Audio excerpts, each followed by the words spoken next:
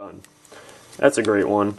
If you ever, if you want to do that one jog where you push the card in and you can get your pinky break from there, you're like, all right, I'll show you each side of the deck, no breaks, and it's already been done before that whole move was even made. So from this angle, you have the 8 of hearts, and again, you're holding the top of the pack, and you have your break on top of that 8, and you prop it up, and this finger turns the entire pack. And I'm pretty sure this is another one where you don't have to be too careful on your angles concerning where everyone else is around you. And so you just have it, you square it up, and again, you take the bottom card, because this hand's going to conceal it all. You take the bottom card from the back, you use this hand to turn it over. You can go through. Normally the best way is just to do the move where you only go that much, because people are going to believe you. If you're moving too fast, people are going to think you're doing something funny. But if you come in, you're like, alright, watch that 8 of spades. Okay? So look, I'll show you each side of the deck. Or if you're moving too quick, people are going to think it's funny. But if you do it nice and slow, everyone's doing tricks too fast. You're not giving anyone any time to absorb this trick. So if you take the Jack of Hearts, all you do is square up the deck. It's done. It comes to the top. So, learn the pass. Learn this move, because it will help you tremendously for a lot of tricks. Especially the next trick that I'm going to teach. It involves the pass, because it's a really quick trick. Again, all it is, quick breakdown. You have your break right here, and when you do it, you usually have a spectator with their card. You want the cards fanned out. You don't want to do the, go ahead and put your card right there, unless you do this one move where you can get a break from that point and have it jump to the top of the deck. Like, go ahead, alright, put your card right there. When you throw it, and when you square it up, alright, I'll square it up, it comes to the top. This move, I don't do it too often because I don't usually think to use it, but all it is you throw this pack on top, and what's going to happen is the way it catches, it's going to naturally make a break in the cards. So all you have to do is square it up, get your break, and go ahead and do whatever pass you see fit. So if you want to do that technique, or you're like, oh crap, I forgot to spread, I still know a good way. Well, alright, 10 of spades, and you throw the cards there, there's your natural break.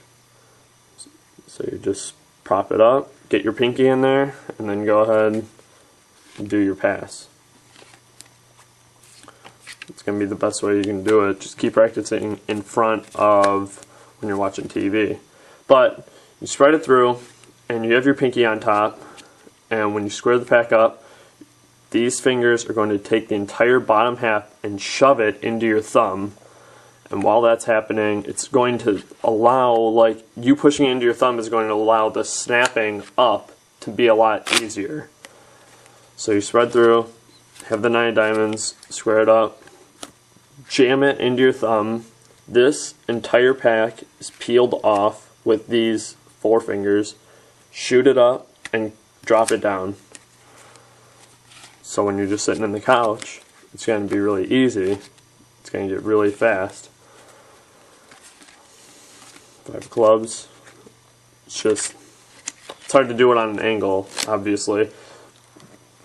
So other ways you can do this are the one where I said you can bring the bottom to the top. I showed you that way. I showed you the riffle way, but if you want to combine the invisible pass with the riffle, Alright, I didn't really break down the invisible pass too much, but you have your break, and as you go up, you usually want to do this after you spread the cards. So you have the 3 diamonds, and the cards are spread, and you just like sloppily put it on there, so when you go to square it up, as you come down, you do it. And that's all it really is. So, you have the card, and just throw it sloppily on, and just a small move like that. Don't say, no funny moves, blah blah blah. Just say, I'm squaring up the deck. Alright, I'll take the 9 diamonds. It stays in the middle. Watch. Square up the pack of cards.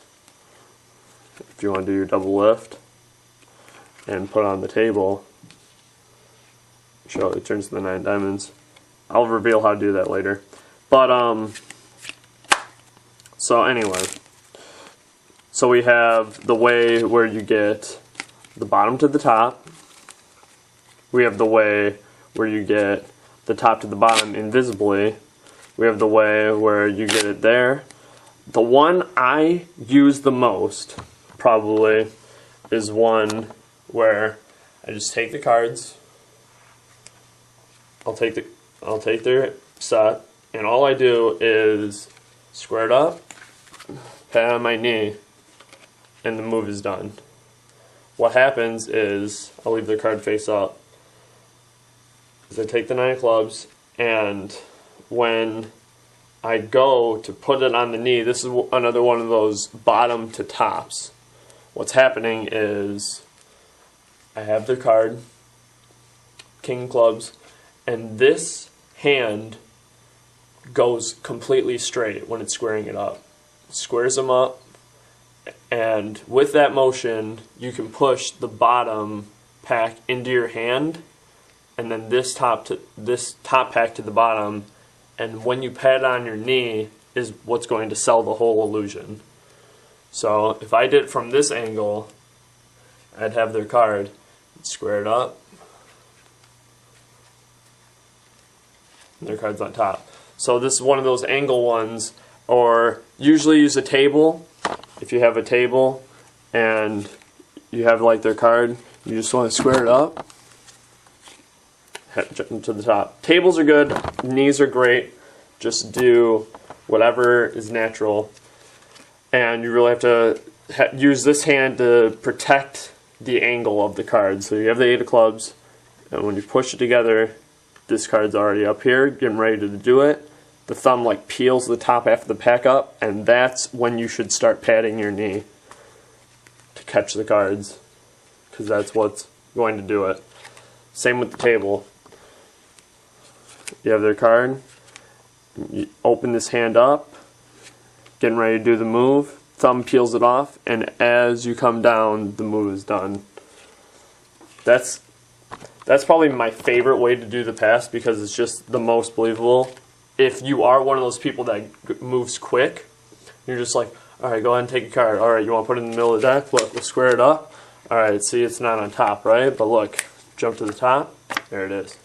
If you're one of those people that moves quick or wants to do a trick quickly so you can go on to your next one, or if you're really busy or whatever, and you need a card to jump to the top, I think that's the best way. Because it's misdirecting, but it's not... you're misdirecting them right in front of their eyes. So when you just take it and you square the pack up and it's already done, that's a great move. So learn this move, learn the pass, because it's going to help you a lot. Again, you square it up, you got your pinky in there, not uncomfortably, but enough for you to peel off this top packet. And you're holding the cards where there's like space underneath the deck, because you're going to want to push that up against this area of your thumb.